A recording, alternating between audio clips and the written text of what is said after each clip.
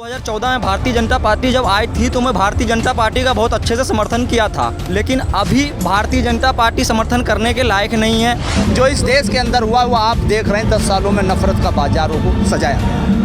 आपने देखा होगा फिल्मों के माध्यम से यहाँ नफरत फैलाने का काम किया गया है। भाजपप्रणीत सरकार आली तर इथून पुढे निवडणुका सुद्धा होणार नाहीत आणि संविधान बदलण्याचं काम हे बीजेपी सरकार करेल। राहुल गांधी के लिए तो पूरा देश एकजुट हो गया है अभी। क्योंकि महंगाई, बेरोजगारी, करप्शन अभी सब जगह वो लली चौक बांट रहे हैं। हाँ, जबकि पहला तो है राम मंदिर अधूरा में उसको ज़बरदस्ती उन्होंने मतलब प्राण प्रतिष्ठा करवाया। अभी तक भी वो पूरा नहीं हुआ है। मतलब क्या मतलब एक हमारा समाज हमारे तरफ हो, हमारी वोटिंग कंप्लीट रहे, इसके लिए राम मंदिर का प्राण प्रतिष्ठा किया गया।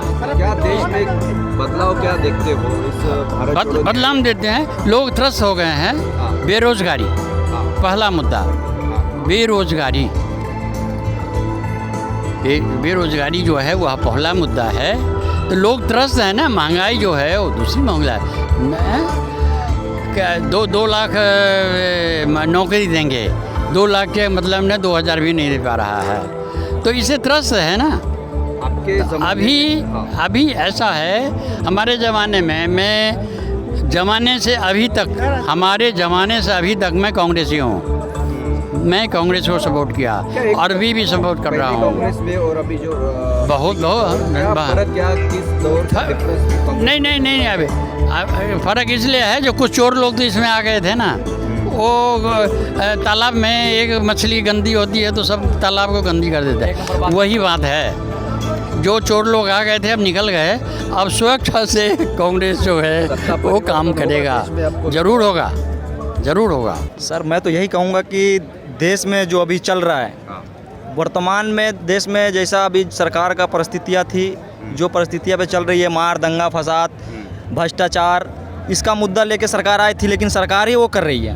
तो इसके लिए करप्शन बढ़ गया है देश में और हम लोग चाहते हैं कि बदलाव हो, हिंदू मुस्लिम भाई एक होकर रहें, क्योंकि सबसे ज़्यादा आज के डेट में अगर कोई मुद्दा होता है तो वो हिंदू मुस्लिम करके कोई फ़ायदा नहीं है। हम लोग हिंदुस्तानी हैं और हम लोग हिंदुस्तान से प्यार करते हैं और इसलिए भारत जोड़ो न्याय यात्रा में हम लोग शामिल हुए हैं। और हमारे बिहार के जो उप मुख्यमंत्री थे तेजस्वी यादव, अभी वो नहीं है, पूर्व उप मुख्यमंत्री हैं, वो भी आ रहे हैं यहाँ और हम लोग सभी उनके समर्थन में आए हैं यहाँ। और भारत जोड़ो न्याय यात्रा को हम लोग समर्थन करेंगे और 2024 में लोकसभा का चुनाव इंडिया गठबंधन जीतेगा। क्या लगता है भारतीय जनता पार्टी को के प्रति आप क्या सोचते हो?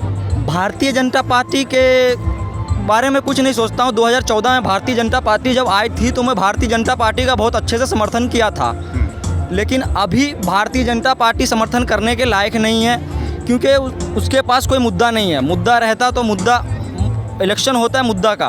पहली बात तो ये है कि देश में रोज़गार नहीं है। नंबर 1 कि बेरोज़गार युवा करेंगे क्या?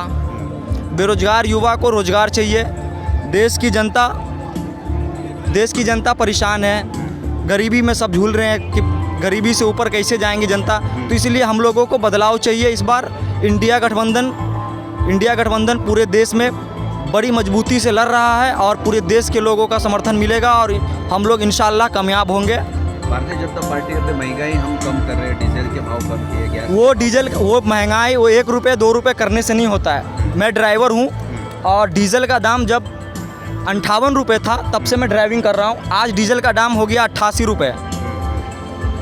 तो कितना बढ़ा? कांग्रेस के टाइम में देश पे कर्जा कितना था? 55 नहीं, डीजल पेट्रोल 93 हो गया। तो कांग्रेस की सरकार में सर देश पे कर्जा था मात्र 55 लाख करोड़।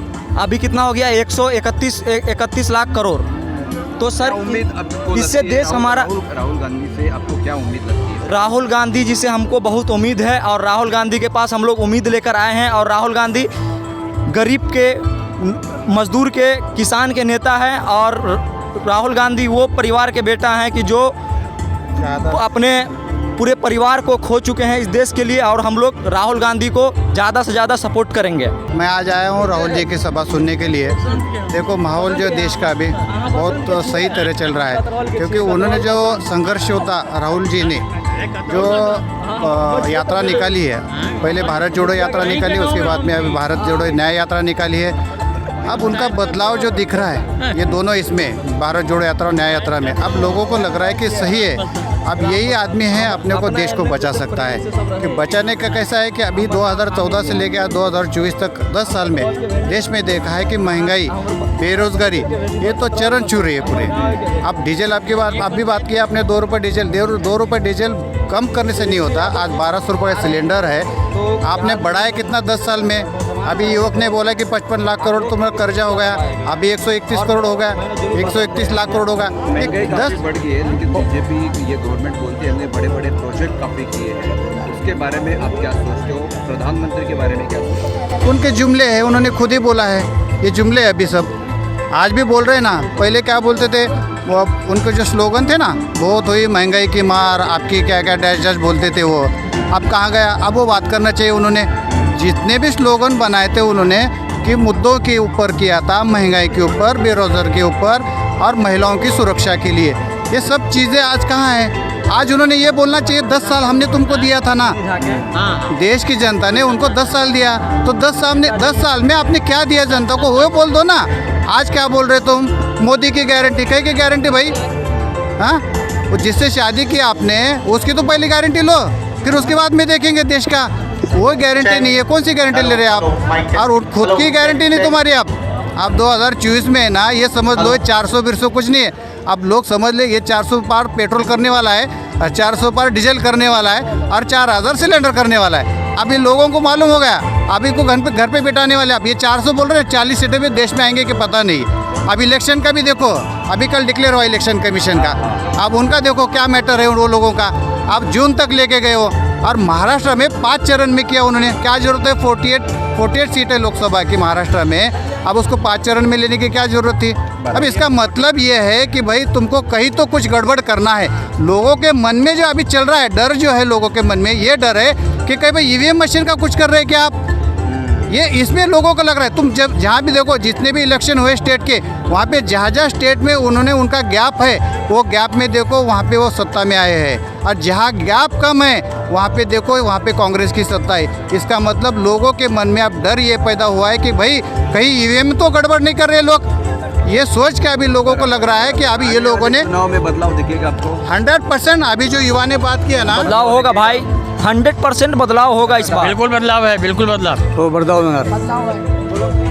भारतीय जनता पार्टी जो 400 पार का नारा लगा रही है ना, इस बार वो मैं बोलता हूँ ना 40 भी पार अगर हो गया ना तो बहुत है। देखिए, हिंदुस्तान का एक आम मुस्लिम नहीं, पूरे भारतवासी जो इंसान है वो इसको देश बचाने की मुहिम समझ रहे हैं। देश को भ्रष्टाचार की ओर जो ले जाया जा रहा है उससे बच रहे हैं। किसानों का, नौजवानों पर जो अत्याचार है उससे बच रहे हैं। देश को महंगाई की ओर ले जाया जा रहा है। उस निगाह से जननायक, ये जनता ने दिया है, जननायक राहुल गांधी जी के नेतृत्व में बदलाव की नज़र देख रहे हैं। जो इस देश के अंदर हुआ वो आप देख रहे हैं। 10 सालों में नफरत का बाजारों को सजाया। आपने देखा होगा फिल्मों के माध्यम से यहाँ नफरत फैलाने का काम किया गया है। तो आपको वो फिल्म भी दिखानी चाहिए जिसमें अमरीश पुरी गुलामी की बात कर रहे हैं, वो क्यों नहीं दिखाई आपने देखा होगा इस देश के अंदर भारत के वीर शहीदों के नाम से वोट मांगा गया है, आपको वो भी दिखाना चाहिए जो आपने वीर शहीदों के साथ किया। देश के एक राज्यपाल रहे सत्यपाल सिंह जी, आपने वो नहीं दिखाया, किसी मीडिया ने वो नहीं दिखाया उन्होंने क्या कहा है, उनसे क्या कहलवाया गया है। आज मीडिया अपनी जिम्मेदारी नहीं निभा रही है। जननायक राहुल गांधी जी जनता को जगाने के लिए आ गए, अब जनता की जिम्मेदारी है। आज देश में क्या माहौल दिखता है, उसके बारे में क्या? देखिए, देश में माहौल ये दिखता है कि लोगों ने 10 साल में ये देख लिया है कि भारत जलाओ पार्टी है, भारत जो भाजपा पार्टी है, भारत जलाओ पार्टी है, ये देश को जात के, विरात के, धर्म के नाम पर, मंदिर और मस्जिद के नाम पर बांटना चाहती है और कुछ नहीं चाहती है। आज इस देश का युवा अपनी डिग्रियां जलाकर आत्महत्या कर रहा है। आज इस देश का किसान आत्महत्या कर रहा है। आज इस देश में मणिपुर में माँ बहनों की इज्जत लूटी जाती है और उनकी नंगी परेड होती है, मगर हमारे देश की सरकार बोलती नहीं है। तो इसलिए आज उम्मीद राहुल गांधीजी। ही आजची सभा ही अभूतपूर्व अशी सभा झालेली आहे आणि ह्या सभेमध्ये राहुल गांधीजींनी महागाई विरोधात तसंच बेरोजगारी, महिलांची सुरक्षितता, मणिपूरसारख्या ठिकाणी जी घटना घडली त्याबद्दल सामाजिक म्हणजे न्याय भेटण्यासाठी त्यांनी जी भारत जोडो यात्रा आणि त्याच्यानंतर भारत जोडो न्याय यात्रा चालू केली, ही नक्कीच एक मार्गदर्शक यात्रा ठरेल आणि ही दिशादर्शक ठरेल आणि हा काँग्रेसचा आवाज देशामध्ये 2024 इंडिया आघाडी नक्कीच नांदी घेऊन ठरेल असा आम्हाला विश्वास वाटतो. मोदी सरकारने 2 कोटी रोजगार देतो असं आश्वासन दिलं होतं, पण ते आश्वासन फोल ठरलेलं आहे. बऱ्याच ठिकाणी युवकांना म्हणजे रोजगार उपलब्ध केला जात नाही. महिला देखील असुरक्षित आहेत. मणिपूरसारखी घटना असेल, साक्षी मलिक यांच्यावरती झालेल्या म्हणजे घटनेचा आम्ही निषेध करतो आणि ह्या ठिकाणी जे राहुल गांधींनी सांगितलं की भारत जोडो यात्रेच्या माध्यमातून त्यांनी माणसाला माणूस जोडण्याचं काम केलेलं आहे आणि हे काम मला असं वाटतं की हे फक्त राहुलजी गांधी हेच करू शकतात. म्हणजे मानवतावाद, माणूस काय असतो ह्याचं एक प्रत्यय आदरणीय राहुलजी गांधींच्या मार्फत आम्हाला पाहायला भेटलं. देखिए, आज राजीव गांधी जी ने ये कहा कि जो इलेक्टोरल बॉन्ड है ये देश का सबसे बड़ा भ्रष्टाचार अभी उजागर हुआ है. तो मोदी जी कहते कुछ और हैं, करते कुछ और हैं. सबसे बड़े भ्रष्टाचारी तो वही है. इसलिए इस इलेक्शन में हम सबको उन्हें हटाना चाहिए. EVM की वजह से वो जीतते हैं. अगर ये ना हो तो वो जीत भी नहीं पाएंगे, ये उन्होंने कहा. भारत जोडो यात्रा राहुलजींना काढण्याचं कारण काय?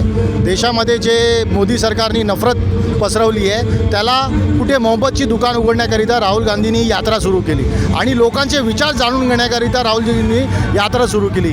वर्ल्ड रेकॉर्ड झालेला आहे की त्यांनी पायी 4000 किलोमीटरहून अधिक कन्याकुमारी ते काश्मीर चालले. लोकांचे प्रश्न ऐकले त्यांनी.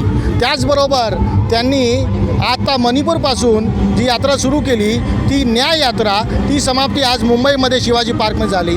याच्यामध्ये असलेला उद्देश महत्त्वाचं की लोकांपुढे लोकांचे प्रश्न घेऊन जाणं, युवकांच्या बारेमध्ये त्यांचा विचार घेणे, युवकांना त्यांची जी अग्निवीरची जी समस्या आहे ते समजून घेणे.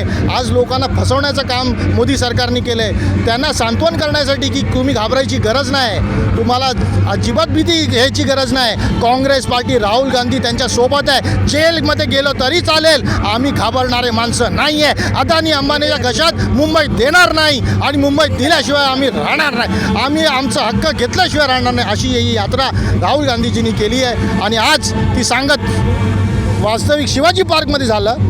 ती फार ऐतिहासिक आहे आणि सर्व इंडिया घटकांनी आज इकडे साथ दिली आणि राहुल गांधी नक्कीच युवांचं एक प्रेरणास्थान आहे, आमचं प्रेरणास्थान आहे आणि लगेचच त्यांनी प्रधानमंत्री होणं हे अत्यंत गरजेचं आहे, अशी काळाची गरज आहे. नरेंद्र मोदी साहेब पाकिस्तानमध्ये गेले, बिर्याणी खाल्ली, हे आम्हाला युवकांना मला तर आवडलेलं नाही. अजूनपर्यंत कुठलाही प्रधानमंत्री पाकिस्तानमध्ये गेला नाही, पहिलाच. अशा तालिबान मोदीला आम्ही कधीच समजणार नाही आणि युवकांवरती असा अन्याय. बेरोजगारात आज युवक फाशी घेतात, शेतकरी फाशी घेतात आमचे, मग मुलं आम्ही सर्व उघड्यावरती पडतो आहोत आणि अशा कारणास्तव हे मोदींनी आज शेतकरी बसलेत, माझे बांधव, माझे मित्र बसलेले आहेत दिल्लीवरती, तरी त्यांना ऐकायला जात नाही. साधी ती प्रेस कॉन्फरन्स नाही घेत. मनमोहन सिंगच्या बद्दल बोलत होते, त्यांनी 114 प्रेस सत्ता पालट दिसेल, बदल दिसेल असं तुम्हाला वाटतं? 100% ह्या टायमाला 100% महाराष्ट्रामधून बदल पक्का आहे आणि देशामध्येही पूर्ण बदल असणार आहे. ही आवाज आहे, ही लोकांची आतली आवाज आहे जी घाबरून बोलत नाही आहे, पण ही नक्कीच बदल असणार आहे. जर भाजप-प्रणीत सरकार आली तर इथून पुढे निवडणुकासुद्धा होणार नाहीत आणि संविधान बदलण्याचं काम हे BJP सरकार करेल. असे असंख्य मुद्दे आहेत. युवकांना त्यांनी विश्वास दिला, कारण आजपर्यंत मोदी साहेबांनी जे काही सांगितलं होतं की आम्ही निवडून आल्यानंतर 2,000 कोटी युवकांना आम्ही दरवर्षी त्या नोकऱ्या देऊ. त्याचप्रमाणे जे काही काळं धन आहे ते आम्ही परत आणू आणि 15 लाख रुपये प्रत्येक गरीब लोकांच्या खात्यात ही जमा होती. बेरोजगारी ही मोठ्या प्रमाणामध्ये वाढलेली आहे, कारण नोटबंदी केली. नोटबंदीच्या माध्यमातून अनेक जे काही गरीब लोक होते त्यांचे छोटे मोठे व्यवसाय होते ते बंद झाले आणि नोकऱ्या ह्या बंद झाल्या आणि EVM मशीन जे आहे ते 100% जर बॅलेट पेपरवरती मतदान झालं तर मोदी सरकार हे सत्तेत कदापि येणार नाही. कारण अनेक असे प्रूफ असे मिळालेले आहे की EVM मशीनच्या माध्यमातून ते मॅनिप्युलेट ते करता येतं. एकूणच कसं वातावरण तुम्हाला पाहायला मिळतं म्हणतात राहुल गांधी यात्रा ते 4000 किलोमीटर जवळजवळ कन्याकुमारीपासून काश्मीरपर्यंत चालले आणि आता 6000 किलोमीटर मणिपूरपासून तर मुंबईपर्यंत त्यांनी ही पदयात्रा केली आणि खऱ्या अर्थाने प्रत्येक गरीब महिला असेल, युवक असेल, शेतकरी असेल, आदिवासी असेल, पिछले असतील, त्यांनी विश्वास दिला की आपलं जर काँग्रेस पक्षाचं महाविकास आघाडीचं इंडियाचं सरकार आलं तर तुम्हाला आम्ही न्याय मिळवून देऊ आणि या देशामध्ये खऱ्या अर्थाने निर्भयतेने तुम्हाला जगता येईल.